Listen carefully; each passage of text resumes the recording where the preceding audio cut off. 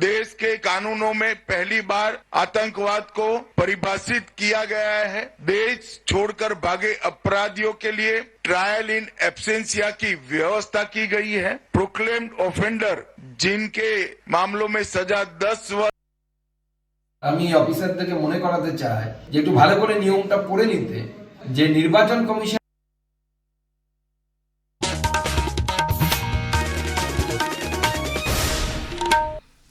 আকাশবাণী কলকাতা। খবর পড়ছি রঞ্জনা চৌধুরী। বিশেষ খবর। নতুন দিল্লিতে ভারত কৃত্রিম মেধা শিখর সম্মেলন 2026 শুরু হয়েছে। বিশ্ব নেতৃবৃন্দ ও বহু বিশেষজ্ঞ এই সম্মেলনে অংশ নিচ্ছেন। দক্ষিণ বিশ্বে এই ধরনের এই 5 দিনের শিখর সম্মেলন এই প্রথম। প্রধানমন্ত্রী নরেন্দ্র মোদী এআই শিখর সম্মেলনে অংশগ্রহণকারী বিশ্ব নেতৃত্বকে স্বাগত জানিয়ে বলেছেন, বিজ্ঞান ও প্রযুক্তিতে দেশের দ্রুত অগ্রগতির প্রমাণ কৃত্রিম মেধা নিয়ে এই শিখর সম্মেলন। কেন্দ্রীয় ইলেকট্রনিক্স এবং তথ্য প্রযুক্তি মন্ত্রী অশ্বিনী বৈষ্ণব বলেছেন, দেশের শক্তিশালী ডিজিটাল পরিকাঠামো এবং দক্ষ কর্মীদের সাহায্যে ভারতের সৃজনশীল অর্থনীতি দ্রুত বর্ধনশীল। কেন্দ্রীয় শিক্ষা প্রতিমন্ত্রী সুকান্ত মজুমদার এই আরদের নির্বাচন কমিশনের নির্দেশিকা মেনে কাজ করার আবেদন জানিয়েছেন। আন্তর্জাতিক জলসীমা লঙ্ঘনের অভিযোগে একটি ধৃত বাংলাদেশি মৎস্যজীবীদের 14 দিনের জেল হেফাজতের নির্দেশ দিয়েছে আদালত। বিস্তারিত খবর। নতুন দিল্লিতে ভারত কৃত্রিম মেধা শিখর সম্মেলন 2026 শুরু হয়েছে। কৃত্রিম বুদ্ধিমত্তার প্রভাব নিয়ে দক্ষিণ বিশ্বে এই প্রথম এত বড় আন্তর্জাতিক 5 দিনের শিখর বৈঠকের আয়োজন করা হয়েছে। বিশ্বজুড়ে কৃত্রিম মেধা নিয়ে যে সমস্ত আলোচ্য বিষয় রয়েছে তার রূপরেখা নির্ধারণের এক প্রধান মঞ্চ হিসেবে ভারতের ভূমিকা এই শিখর বৈঠক আরও মজবুত করবে। বিশ্ব কৃত্রিম মেধা সহযোগিতার গুরুত্বপূর্ণ শরিক হিসেবে ভারত এই শীর্ষ সম্মেলন আয়োজন করেছে। অভিন্ন মানদণ্ড নিয়ে বিভিন্ন দেশের কাজ করা, আলোচনার মধ্য দিয়ে কাঠামো গড়ে তোলা এবং গণপণ্যের ক্ষেত্রে সমস্যার সমাধানের জন্য এই শিখর বৈঠক গুরুত্বপূর্ণ হয়ে উঠতে চলেছে। শতাধিক দেশ এই শিখর বৈঠকে আমন্ত্রিত হয়েছে। 2 লক্ষের বেশি ব্যক্তি এই সম্মেলনে যোগ দেবার জন্য অনলাইনে রেজিস্ট্রেশন করিয়েছে। 20টি দেশের নেতৃবৃন্দের এই শীর্ষ বৈঠকে যোগ দিয়েছেন। বিদেশ মন্ত্রক জানিয়েছে, Bolivia, Croatia, Estonia, Finland, Greece, Guyana, Kazakhstan, Liechtenstein, Serbia এবং স্লোভাকিয়ার নেতারাও এই শিখর বৈঠকে যোগ দিচ্ছেন। প্রধানমন্ত্রী নরেন্দ্র মোদী বলেছেন যে ভারত কৃত্রিম মেধার প্রভাব শিখর সম্মেলনে সারা বিশ্বের নেতৃবৃন্দ যোগ দিতে আসছেন। এটা দেশবাসীর কাছে বড় গর্বের বিষয়। সমাজ মাধ্যমের এক বার্তায় প্রধানমন্ত্রী সম্মেলনে যোগ দিতে আসা বিশ্ব নেতৃবৃন্দ, শিল্পপতি, উদ্ভাবক, নীতি নির্ধারক, গবেষক ও প্রযুক্তিবিদদের উষ্ণ অভ্যর্থনা জানিয়েছেন। শ্রী মোদী বলেছেন, এই শিখর সম্মেলন এটাই প্রমাণ করে বিজ্ঞান ও প্রযুক্তির ক্ষেত্রে দেশ দ্রুত এগিয়ে চলেছে এবং বিশ্বের বিকাশে ভারতের গুরুত্বপূর্ণ অবদান রয়েছে।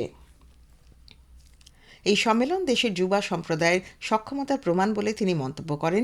এই সম্মেলনের মূল ভাবনা সর্বজন হিতায় সর্বজন সুখায়, অর্থাৎ সকলের কল্যাণ ও সকলের সুখ সমৃদ্ধি।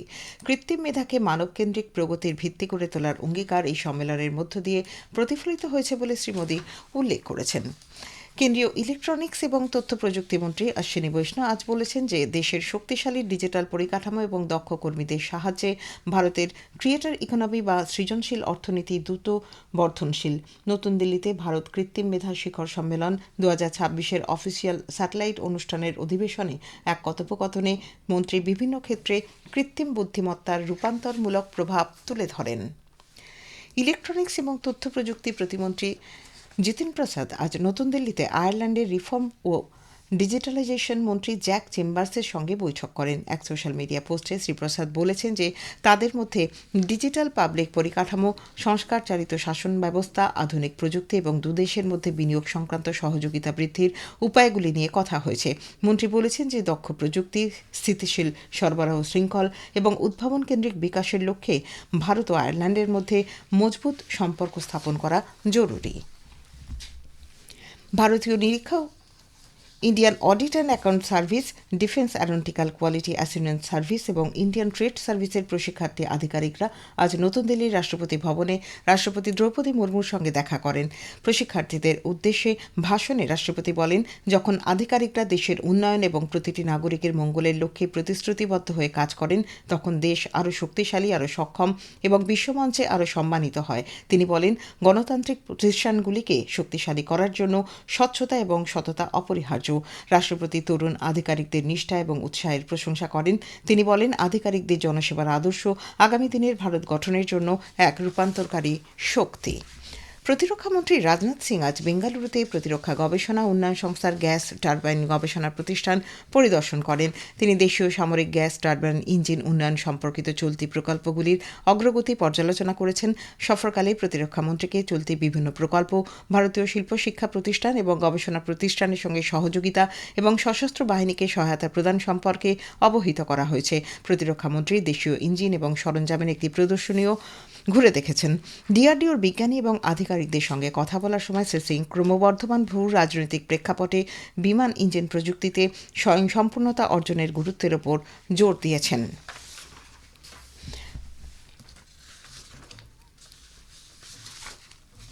খবর শুনছেন আকাশবাণী কলকাতা কেন্দ্র থেকে।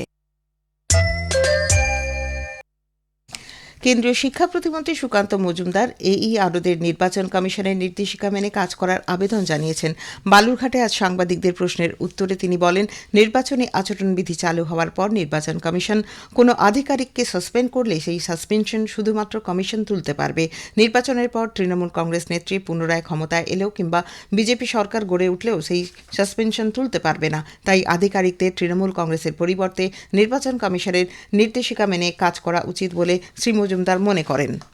আমি অফিসারদেরকে মনে করাতে চাই যে একটু ভালো করে নিয়মটা পড়ে নিতে, যে নির্বাচন কমিশনের যখন মডেল কোড অফ কন্ডাক্ট যখন লাগু হবে, সেই মডেল কোড অফ কন্ডাক্ট লাগু হওয়া অবস্থায় যদি নির্বাচন কমিশন কোনো অফিসারকে সাসপেন্ড করে, তাহলে সেই সাসপেনশন কিন্তু তুলতে পারে একমাত্র নির্বাচন কমিশন। আপনাদের নিজের চাকরি নিজের হাতে। উল্লেখ্য, একাধিক গুরুতর অনিয়মের অভিযোগে রাজ্যের 7 AEROকে সাসপেন্ড করে নির্বাচন কমিশন। 7 জনই রাজ্যে ভোটার তালিকার বিশেষ নিবিড় সংশোধনের কাজে নিযুক্ত। তাদের বিরুদ্ধে SIR-এর কাজে অসদাচরণ, কর্তব্যে গাফিলতি এবং ক্ষমতার অপব্যবহারের অভিযোগ তুলেছে কমিশন। এদের বিরুদ্ধে শৃঙ্খলা ভঙ্গের তদন্ত শুরু করারও নির্দেশ দেওয়া হয়েছে।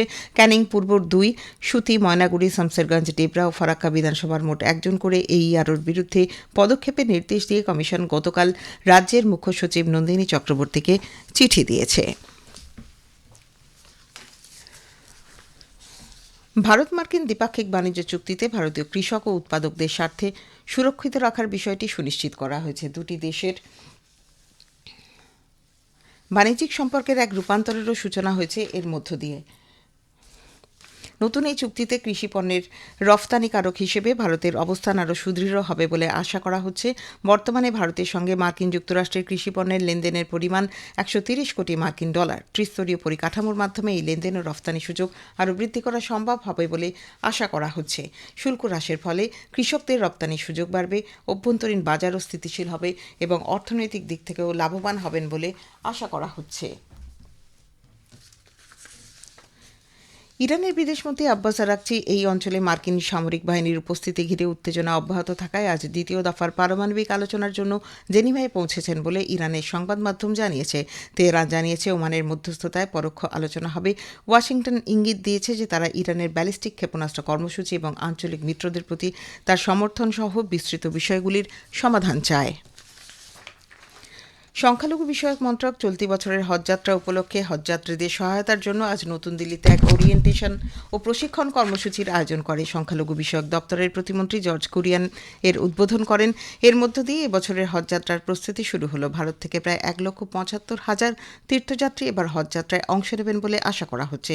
যে সমস্ত কর্মীকে আজ প্রশিক্ষণ দেওয়া হলো তাদের 2.5 মাসের জন্য সৌদি আরবের বিভিন্ন জায়গায় নিয়োগ করা হবে।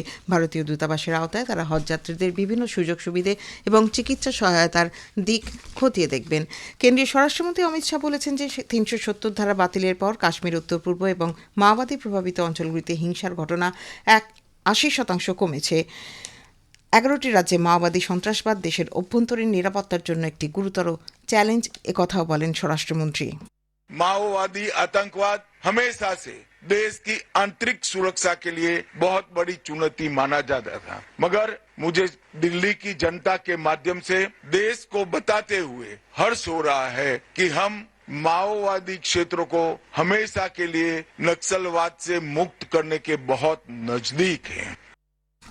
আন্তর্জাতিক জলসীমা লঙ্ঘনের অভিযোগে ধৃত বাংলাদেশি মৎস্যজীবীদের 14 দিনের জেল হেফাজতের নির্দেশ দিয়েছে কাকদ্বীপ মহকুমা আদালত। উপকূলরক্ষী বাহিনী সূত্রে জানা গিয়েছে, রবিবার রাতে ভারতীয় জলসীমার ভেতরে এফবি সাগর নামে বাংলাদেশ ট্রলারটিকে সন্দেহজনকভাবে ঘোরাফেরা করতে দেখা যায়। তাদের বক্তব্যে অসঙ্গতি ধরা পড়ায় ট্রলার সহ সকলকে আটক করা হয়। শেষ করার আগে খবরের বিশেষ কিছু অংশ আর একবার। নতুন দিল্লিতে ভারত কৃত্রিম মেধা শিখর সম্মেলন 2026 শুরু হয়েছে। বিশ্ব নেতৃবৃন্দ, বহু বিশেষজ্ঞ এই সম্মেলনে অংশ নিচ্ছেন। প্রধানমন্ত্রী নরেন্দ্র মোদী এআই শিখর সম্মেলনে অংশগ্রহণকারী বিশ্ব নেতৃত্বকে স্বাগত জানিয়েছেন। কেন্দ্রীয় ইলেকট্রনিক্স এবং তথ্য প্রযুক্তি মন্ত্রী অশ্বিনী বৈষ্ণব বলেছেন, দেশের শক্তিশালী ডিজিটাল পরিকাঠামো এবং দক্ষ কর্মীদের সাহায্যে ভারতের সৃজনশীল অর্থনীতি দ্রুত বর্ধনশীল। খবর শেষ হলো। পরের খবর 6:35 মিনিটে।